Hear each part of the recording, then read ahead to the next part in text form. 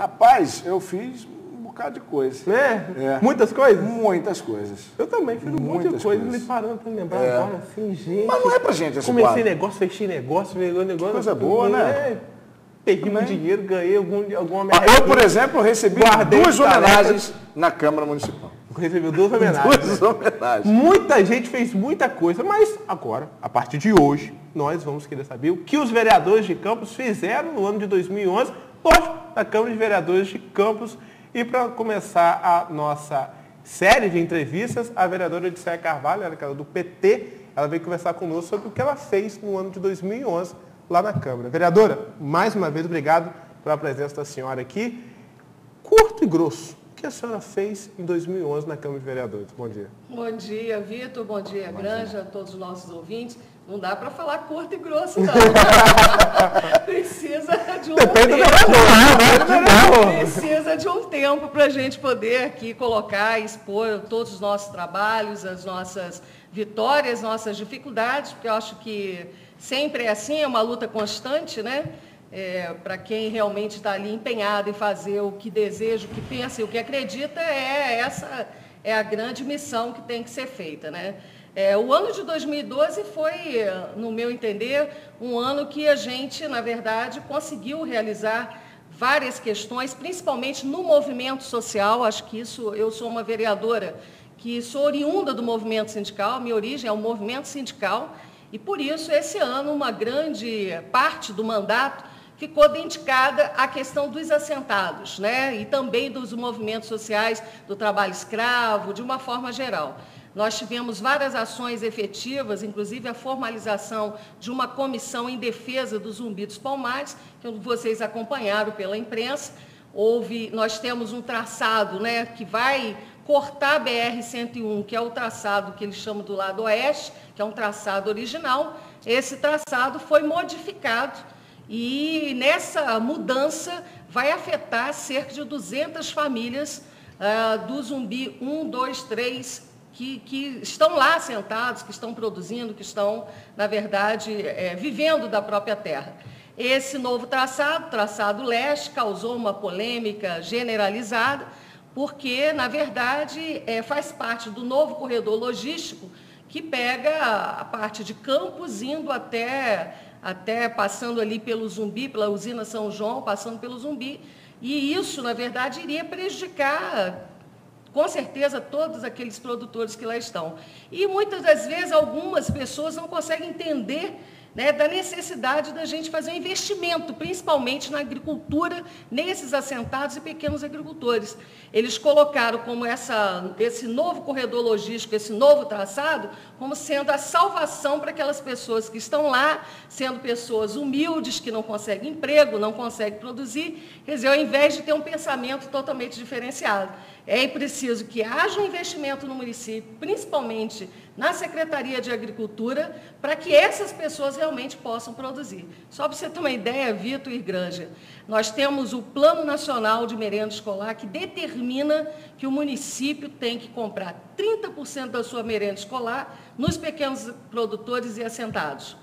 Campos ainda não implementou essa política. Geralmente, quando se faz a licitação, colocam produtos que os nossos assentados não produzem, só 1 ou 2 itens. Ou seja, acaba não ajudando a todo o processo. Os nossos assentados fornecem merenda escolar para o município de São João da Barra e não conseguem fornecer para o município de Campos do Goytacazes. E ainda tem-se a polêmica de porque eles não produzem, como se a responsabilidade fosse deles. Eles não querem produzir. E isso não é verdade. E nós conseguimos barrar, na verdade, todo esse projeto, esse novo traçado, né, que iria interferir diretamente nos assentamentos. Então, isso foi uma vitória para todos nós. Tivemos também colaborando num grande seminário que nós fizemos sobre a questão do trabalho escravo. Você sabe que o município de Campos ainda temos essa questão que é recorde, quer dizer, não deveria ser, mas o município vamos dizer assim, é o município que mais acontece isso no estado do Rio de Janeiro. Então, é algo que a gente tem que estar no combate o tempo todo. O deputado Marcelo Freixo, né, quando estava atuando, pelo menos ele está atuando, mas ele agora teve que dar um tempo contra todo aquele problema da milícia. Mas ele realizou, inclusive, audiências públicas no Rio de Janeiro e nós fizemos aqui no município de Campos com essa parceria de todo esse movimento. Então, são questões que eu acho de suma importância. Falando do mandato para fora, né? Fora as visitações aos bairros, né? A todo esse trabalho de verificação, da questão de esgoto, da questão, principalmente, uma das maiores reclamações foi em relação à questão da saúde. Às vezes as pessoas ligavam e tinha que ir até a farmácia popular, fazer a denúncia, encaminhar, questão de falta de vagas nos hospitais. Então, tudo isso a gente acaba indo e atuando de uma forma efetiva. Para dentro do mandato é que é uma questão que eu considero mais complicada, que é efetivamente na Câmara de Vereadores. Nós apresentamos esse ano vários projetos, né? Infelizmente, apenas um foi acatado, que foi de colocação de acatado, mas não implementado. Essa também é outra dificuldade. Porque apesar de ter saído no Diário Oficial, tudo direitinho, foi uma indicação legislativa que eu fiz. Então, de colocar placas nos ônibus, né, fazendo uma referência à questão do combate à exploração de crianças e adolescentes e o Disque Denúncia, o Disque 100. Isso foi acatado pelo Poder Público Municipal, eu fiquei feliz da vida, falei, pronto, pelo menos alguma coisa vai funcionar. Mas, infelizmente, até hoje eu não vi isso. Vocês também que andam de ônibus, nós não estamos vendo isso realmente sendo colocado em prática. Uma outra coisa que foi importante é a questão dos nossos assistentes sociais, né? Os nossos assistentes sociais, eu reuni com a categoria, nós apresentamos um projeto onde os locais de instituições públicas deveriam ter um espaço para o sigilo desse profissional. Por quê? Porque muitas vezes ele chama o pai de aluno ou chama o próprio aluno para conversar, ou em repartições mesmo, públicas, de uma forma geral. Nas escolas ele não tem esse espaço. E muitas vezes ele tem que conversar na salinha onde estão os professores ou numa sala da biblioteca. Ou seja, você não tem essa questão mais efetiva para ele poder atuar enquanto profissional. Infelizmente, esse projeto foi vetado, né, pela prefeita. Nós entramos agora com um pedido reconduzindo, lógico que os vereadores não vão derrubar jamais o veto da prefeita, né? Mesmo que esse projeto seja um projeto importante, a gente acredita que na luta, junto com os assistentes sociais, nós vamos conseguir tentar fazer uma pressão para reverter essa situação, que isso é uma garantia da lei, da Constituição. Esse é um aspecto importante. Um outro projeto meu que também foi vetado, infelizmente, é falar sobre a questão da história do Zé do Patrocínio, Benta Pereira, Mariana Barreto, Nina Arueira e Nilo Peçanha, para que isso entre no currículo, na grade escolar dos nossos alunos e alunas. Não foi aprovado? Não foi aprovado? Não foi aprovado. Quem a votou justificativa... Não, na Câmara ninguém votou contra. O voto foi unânime. Mas quando bateu na mão do Poder Executivo, foi vetado. Foi vetado dizendo que isso não era de responsabilidade dos vereadores estarem fazendo essa indicação. Eu não entendi muito bem as justificativas que foram me apresentadas. Não foram justificativas, pelo menos, inclusive com o meu assessor jurídico, que pudessem estar, vamos dizer, efetivamente comprovando que aquilo não era um papel do vereador. Mas isso eu entendo que é importante, porque, na verdade, se a gente não conhece a história do nosso município, dos nossos vultos, né? Nós, por isso aqui. Pois é, se a gente não conhece, com certeza não vamos conseguir entender o nosso presente e planejar o futuro, né? Então, até para não cortar o seu raciocínio e tal, mas nós hoje mostramos o bonde 14, né? Que foi a última viagem dele, foi Caju Centro. Sinceramente, quem está falando nisso hoje? Ninguém. Quem está destacando isso hoje, contando um pouco da história, buscando alguém que tenha andado, ou algo desse tipo, que é bastante relevante. Então, a partir do momento que, independente de ter as partes das leis, né? Porque você falando assim, para o povão mesmo, as pessoas querem saber se é uma coisa que permeia a Câmara ou não, ou se é do Executivo ou não. É muito triste. Tem isso negado, né? projetos, porque, como a senhora mesmo disse, um povo que não sabe o seu passado não vai ter um presente, muito menos um futuro. Então, cada vez mais a nossa sociedade, a nossa cidade, ela dá as costas ao passado literalmente. Lamentável. Ela dá as costas literalmente. É uma pena isso. Temos aí o índio, que foi tirado lá por Roberto Henriques, que tirou, falou que ia colocar de novo, até hoje está jogado lá em Tocos, e provavelmente não vai voltar. E não vai ter nenhuma casa para dizer a história do índio Goitacá, a importância do índio Goitacá, não só para a nossa região, mas para todo o nosso estado do Rio. E assim como as pessoas que passaram por essa terra e deixaram a sua história não só no nosso município, mas deixaram a nossa história no nosso país e não são ao menos lembrados. Isso eu falo várias vezes, porque eu tive a oportunidade de estudar em escola municipal e não é lembrado uma só vez. A gente aprende muito sobre o Egito, sobre a Europa,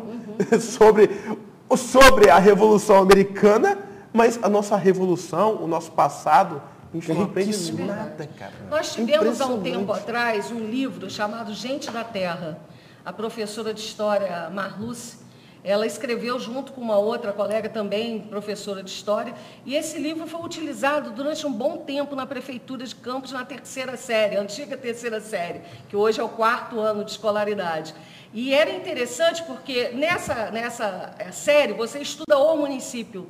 Então, muitas das vezes, os livros didáticos vêm dos mais variados, ou vem de São Paulo, falando sobre o município de São Paulo, não é a nossa realidade. Então, nesta época, nós adotamos no município, porque eu já trabalhava na rede municipal e estadual e tinha essa questão da história do município de Campos, um livro específico. Eu acho que coisas boas como essa, independente de governo, ele tem que permanecer, quer dizer, no mínimo, fazer uma remodelação, né, do que está ali, atualização, na verdade, a atualização dos fatos históricos que ali constam, né? Mas seria importantíssimo. Então, mas de qualquer forma é uma luta que vai permanecer, até porque não existe. Existem alguns projetos que ainda estão tramitando nas comissões. É outra polêmica, quando você aprova, mesmo que seja por unanimidade, você tem as comissões, né? Comissão de legislação, várias comissões dentro da Câmara que você tem que acompanhar. Quer dizer, o vereador, o papel dele não se encerra na hora de apresentar um projeto, ali na votação não. Ele também tem que acompanhar, porque tem alguns projetos que já estão há um ano. Quer dizer, até o final do ano a gente não conseguiu ainda ter o resultado. Sobre a questão da política anti-bullying, né, nas nossas unidades escolares, isso é uma questão, não é porque está na modernismo, né, nada disso, isso é uma realidade, né, que existe, sempre existiu, e eu acho que o combate tem que ser cada vez mais forte dentro das nossas escolas, nossos profissionais da educação, não só o professor, todos eles que trabalham na escola precisam estar qualificados para saber entender e combater o anti-bullying, o bullying na escola. O outro projeto que inclui no calendário oficial o dia municipal, que aí foi solicitado que eu transformasse isso em uma semana. Até isso, a gente faz as adaptações de acordo com alguns pedidos, né, internos. Então, a semana de conscientização da violência contra o idoso. Outro projeto é o Conselho Municipal de Fiscalização dos Royalties, que é uma polêmica que nós estamos vivendo na pele agora, quer dizer, o município de Campos, lógico que a gente briga para a manutenção dos royalties, mas a polêmica maior que está em Brasília não tem jeito. A má utilização dos royalties foi o motivo principal para dar margem para aqueles políticos que estão lá querendo cada um ver o seu lado, de falar, está vendo aí, olha, o município de Campos é a 6ª cidade do país que mais arrecada recursos e a maioria, 70% dos recursos dos royalties. Mas olha lá, está no 56º em índice de desenvolvimento humano do estado do Rio de Janeiro, atrás de Conceição de Macabu. Então, não está servindo o dinheiro que vai para lá, vem para cá, então vem para cá. Esses dias eu recebi uma ligação do professor Eliezer, que é do MEC, que é responsável pelas escolas técnicas municipais. Aí eu falava com ele que estava indo para o Rio com 3 ônibus, né, na defesa dos royalties. Aí ele falou, bom, nisso aí nós temos discordância, ele é gaúcho, nisso aí nós temos discordância. E falou exatamente isso que eu estou colocando agora. A imagem, o senso comum em Brasília é isso. Não que eu concorde, mas eu acho que a gente precisa estar passando a hora de termos um órgão de controle social, que é o Conselho, para a fiscalização desses órgãos, para que a gente possa ter mais um mecanismo de fiscalização. Então, acho que isso é importante. Está havendo algumas resistências, porque alguns vereadores entendem que esse conselho vai tirar o papel que é dos vereadores, que é de fiscalizar. Eu não entendo isso. Na verdade, o conselho é um conselho paritário e que tem representações da sociedade que podem nos ajudar a fazer esse processo de fiscalização. E nós, vereadores e vereadoras, vamos fazer parte desse conselho, né, também. Então, acho que isso... A questão do plano de carreira dos professores... já é algo que nós já votamos no ano passado, foi no ano de 2010, mas que até hoje não foi implementado. Então, de qualquer forma, a gente tem uma polêmica em relação à questão do Fundo de Educação Básica, onde esse é um recurso do governo federal, onde 60% desse recurso teria que ser aplicado no salário dos professores, como se fosse uma gratificação para que ele pudesse estar, né, ali, todo o processo dentro do plano de carreira. Só que, infelizmente, no município de Campos, e inclusive o CEP está ajudando nesse processo, já entrou no Ministério Público, a totalidade desse recurso paga os profissionais da educação. Ou seja, ao invés de ser uma gratificação, eles pegam o dinheiro todo e utilizam no pagamento. Sim. Aí você pode me perguntar, isso é irregular? É irregular. Por isso é que já entramos, né, via o sindicato no Ministério Público, que teria que ser utilizado 60%. Até porque o município, de acordo com a lei, com a Constituição, 25% do recurso do município tem que ser utilizado na educação, o Estado 25% e a União 18%. Então, não tem o porquê estar agarrando esse dinheiro aí e não fazendo o que tem que fazer. E a outra polêmica, que a gente já iniciou, é a questão da eleição de diretores, que nós não abrimos mão em relação a isso. Uma outra coisa que foi o plano de carreira e remuneração do Guarda Civil Municipal. Né? Na verdade, eles não tinham, foi aprovado por unanimidade na Câmara de Vereadores e também há nesse plano de carreira a inclusão não só do Guarda Civil Municipal, como auxiliar de vigilância, que existe uma grande polêmica em relação a essas duas categorias. Houve um início de, porque um é contra o outro, não é nada disso. O plano de carreira que foi apresentado e foi construído coletivamente com representantes da Guarda Civil e representantes dos auxiliares de vigilância, foi algo para tentar superar essa divisão e essa dificuldade, onde o auxiliar de vigilância vai ganhar 80% do que ganha o Guarda Civil Municipal, não em forma de gratificação, porque gratificação, você sabe, é o que eles estão ganhando agora. Você, o governo que passar, que entrar, pode tirar ou permanecer, né? Então, seria efetivamente, isso algo está ainda nas comissões, não andou. Hospital da Mulher, onde seriam disponibilizados serviços de educação, previsão, diagnósticos, exames de laboratório, de ultrassonografia, mamografia, ou seja, todo um trabalho, né, de acompanhamento do pré-parto, pós-parto, seria um Hospital da Mulher que foi apresentado. No Rio de Janeiro, nós já temos o Hospital da Mulher funcionando, em outros estados também, seria uma coisa importante que nós apresentamos lá. Tem também a questão dos órgãos competentes que ficam autorizados a criar um programa permanente de preservação do patrimônio histórico, artístico, científico e cultural no município. Por que eu apresentei esse projeto?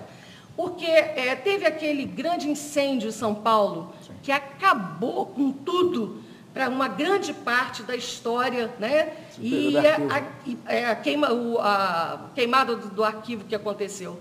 Se nós tivéssemos Arquivo Público Municipal. Isso, se nós tivermos tudo digitalizado, com toda a equipe, com toda a preparação, isso não iria acontecer. Então, esse projeto foi um projeto que foi conversado e eu acho que é importante. Já existe no Arquivo Municipal o Freitas, que é uma pessoa que eu gosto muito, é uma pessoa altamente competente, já de uma forma, assim, vamos dizer, não com toda a estrutura, através dos alunos da FAFIC, ele já começa a fazer um trabalho né, em relação a isso. Mas a digitalização, que é algo caro, que precisa de investimento, precisa de toda uma tecnologia, é isso que consta no nosso projeto. Vereadora, a senhora acredita que existe um bom ou um mau funcionamento da Câmara de Vereadores esse ano? Existiu, na verdade. Um bom ou um mau funcionamento? No geral, né? No geral. De uma forma geral, eu acho que as polêmicas que, em relação às disputas, foi muito mais efetiva do que realmente o funcionamento de uma forma geral. Tanto é que o presidente, né, Nelson Naim, na última sessão, colocou exatamente sobre isso. Olha, os projetos estão ainda nas comissões. Eu estou sendo cobrado pelos colegas vereadores de que esses projetos não estão andando. Não dá para um projeto ficar de um ano para o outro, como aconteceu, inclusive, no ano passado. Entendeu? Que eu tive que, inclusive, refazer 2 projetos. Foi solicitado que refizesse alguns detalhes ali para jogar para o próximo ano. Quer dizer, isso não dá para acontecer. Eu acho que as polêmicas da instabilidade jurídica, administrativa do nosso município, com certeza acabam interferindo diretamente no andamento da Câmara de Vereadores. A senhora acredita, então, no má funcionamento? Não seria um má funcionamento, eu acho que a interferência... Não estou dizendo um má funcionamento da questão do presidente, da questão da administração, da organização da Câmara. Digo assim, dos vereadores em si, em colocar o processo para andar, os projetos para andar. Essa é a pergunta. Eu acho que, por exemplo, nós tivemos um período aí, da última vez, só para um exemplo bem real, nós tivemos 22 dias sem sessão. 22 dias sem sessão. Naquela polêmica em relação à questão da liminar de 30 dias, a prefeita volta, não volta, e como é que está essa situação? Depois daquele tumulto na Câmara de Vereadores que aconteceu, que é lamentável, diga-se de passagem, isso foi um mau exemplo que todos os vereadores acabaram, né, que estavam envolvidos naquela questão, deram para a nossa sociedade. Porque o que aconteceu ali, depois eu volto nos projetos, mas o que aconteceu ali, o que ficou aparente, não foi nada em relação ao que aconteceu nos bastidores. Meu Deus, Os bastidores é que nós que estávamos lá dentro, que nós realmente presenciamos coisas assim que não justifica. Quer dizer, antes ali ou depois? Não, depois, lá atrás do plenário. Sim. Porque logo depois, quando os seguranças, né, o Magal, você viu isso, estava publicizado. Magal vai, desliga o microfone de Rogério Matoso e bate. Nisso que bate foi a reação imediata das pessoas que estavam no plenário, que era o contrário, porque a ordem era a seguinte: se Nelson não ceder para não tomar posse, ele não toma na marra. É isso. Tanto é que as pessoas avançaram justamente para agredir Nelson e Rogério Matoso. Nisso que os seguranças tentam tirar Nelson e Rogério Matoso pela porta lateral, eles ficaram acuados, porque tem uma portinha que vai dar na sala de Nelson. Essa porta estava trancada. Então, quando eu vi os seguranças fazendo isso, eu fui pelo lado contrário, onde eu fico geralmente sentada. Eu me deparo com uma cena que é lastimável. O filho de um vereador, que eu não quero aqui citar, o filho do vereador agredindo a filha de Nelson Naim, a ponto do marido dela vir também, aquela confusão generalizada, eu vendo no canto de lá os seguranças meio que perdidos ali naquela situação, junto com os avós de Rogério Matoso, um senhor de 86 anos, eu dou a volta e peço à secretária de Nelson para abrir a porta. Aí ela disse: eu não estou achando a chave.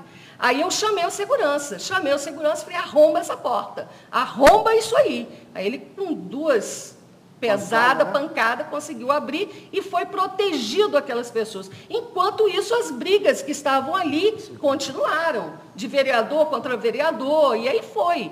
Até que me prenderam, para você ter uma ideia, me prenderam numa sala. Entendeu? Me trancafiaram. Eu falei: não, eu não vou ficar aqui. Ele: não, você vai ter que ficar aqui. Nisso que está aí, você tem que...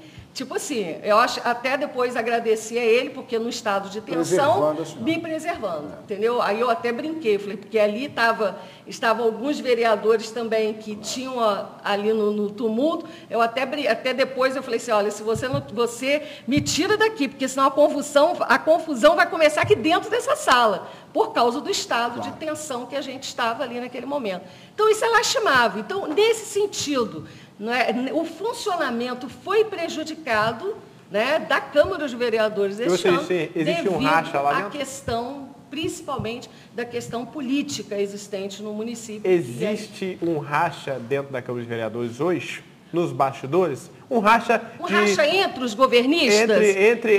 Não entre os governistas, entre os vereadores, já que vereador brigava com vereador, militância brigava com militância, isso saiu da ordem das palavras, foi para a ordem física. E hoje existe esse racha dentro da Câmara? Existe, o clima ainda está um clima assim, de milindres, vamos dizer assim, né, com o próprio presidente, porque ele foi a pessoa ali que foi mais atacada. Então, o Vieira Reis, que tomou uma atitude de agarrar o microfone também, de querer na marra falar, e diga-se de passagem, ali não era uma sessão. Se Nelson quisesse ter tomado a posse lá dentro na sala e só homologar lá na frente, ou nem isso, ele poderia. Mas ele fez como se fosse uma prestação de contas à comunidade. O que tinha ele tomar a posse e 40 ou 1 hora depois ele sair? Nada, entendeu? Então, quer dizer, na verdade, foi algo assim, direcionado, com certeza, a ele. Chegaram a alertar, vereadora, que se naquele momento ele tomasse posse... Ela poderia ser presa. Pois é, houve essa argumentação, mas preste atenção, Nelson seria responsável pela prisão dela? Quem é que falou, quem é que estava desrespeitando a lei e desrespeitando a ordem pública municipal? A prefeita.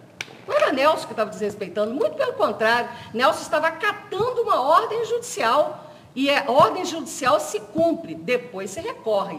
Então é isso, não tem jeito. Nós temos uma decisão e tem que ser cumprida. Diga-se de passagem, essa ordem foi recebida 2 dias antes. Nelson, ainda por precaução, solicitou maiores informações à juíza. Quando veio a determinação, não tinha mais jeito. Tanto é que eu e Rogério Matoso fomos à sala de Nelson Naim e colocamos para ele: Nelson, se você não assumir, Rogério Matoso vai assumir. Claro. Entendeu? Então, ele foi pressionado também a assumir essa responsabilidade. Não tinha como ser diferente. Para você ver, nos jornais do Rio de Janeiro, saiu na imprensa de que o Nelson, a confusão na Câmara se deu porque Nelson passou a Prefeitura de Campos dos Goytacazes para a oposição.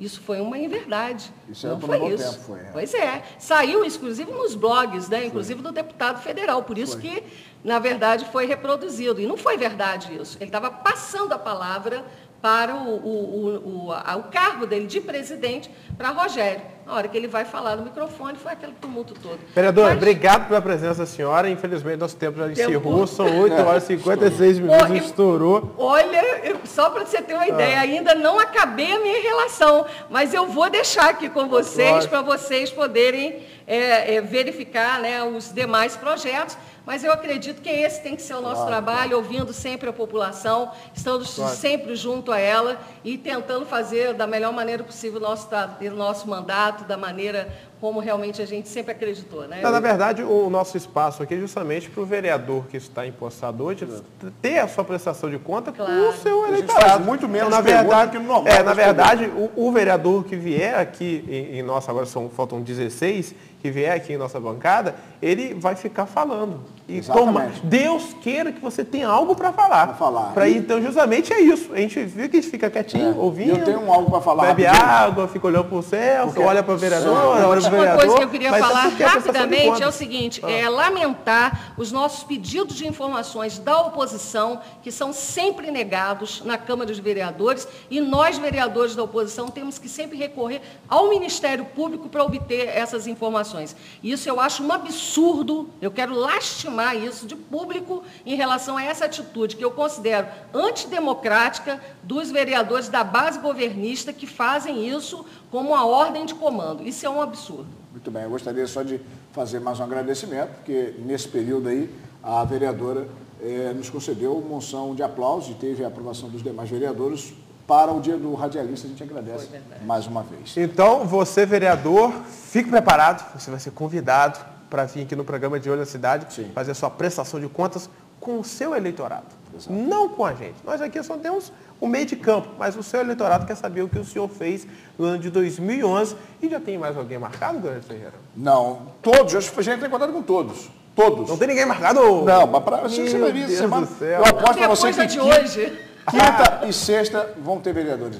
Nós vamos tentar fazer as mesmas perguntas tranquilas. Todos estão convidados, mas ninguém... Vamos fazer ao mesmo tempo, aí meia hora de entrevista para cada vereador, para ficar todo mundo igualzinho, para dizer, favorecer o fulano de tal, favorecer o fulano. Não, aqui a gente vai tentar colocar mais ou menos todo mundo no mesmo patamar de perguntas e de tempo. Mas o interessante é o seguinte, quando a vereadora estava falando, eu estava pensando o seguinte, e podia também trazer os deputados estaduais, porque nós temos João Peixoto, Roberto Henriques, Clarissa, não é base, é Campos, mas pode convidar, né? Nasceu aqui. E os deputados federais, que é o Antônio Garotinho e o senhor Paulo Feijó, para também dar uma participação do seu... Sem dúvida. Do seu ano, né? Claro, sem dúvida. O espaço vai ser dado, sem dúvida. Então tá bom, isso aí. E agora a gente falou que vai trazer, então vai trazer. Não, vamos trazer. Eles virem que é outro problema. Sei. Rapidamente, 1 minuto. Manchete da Folha da manhã de sábado. Prisão de ortopedista provoca impasse entre médicos e Ministério Público Estadual. No jornal de sábado do Diário não tem, então vamos ao domingo do jornal Folha da Manhã. Mostra também médicos que se recusarem a atender pelo SUS serão